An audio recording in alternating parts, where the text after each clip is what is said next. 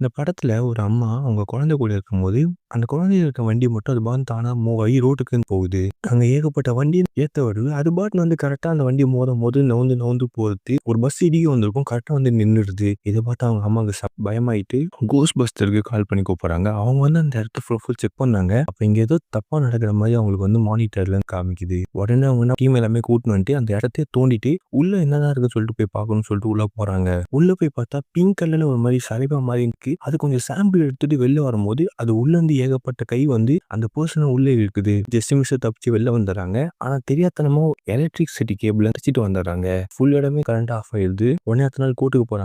ஜட்ஜி கேட்கிறாரு, யார கேட்டு உள்ள போனீங்கன்னு சொல்லிட்டு, அவங்களுக்கு வந்து பார்த்தீங்கன்னா செம்மையான தண்டனைலாம் தந்து எழுதி சொல்ல வரும்போது அந்த பிங்க் கலர் சலைவா அது வந்து வெடிச்சு அதுக்குள்ள 2 பேய் வெளில வந்து அந்த இடத்தையே போட்டு நொறுக்குது. அதுவரைக்கும் அந்த ஜட்ஜி நம்பியிருக்க மாட்டாரு. இந்த விஷயத்த பார்த்தோனே, ஐயா நீங்க தான் எங்கள காப்பாத்தணும். எப்படியாச்சும் இந்த பேய ஓட்டிட்டீங்க அப்படின்னு சொல்லிட்டு கோஸ்ட் பஸ்டர் கிட்ட ஹெல்ப் கேட்கிறாரு.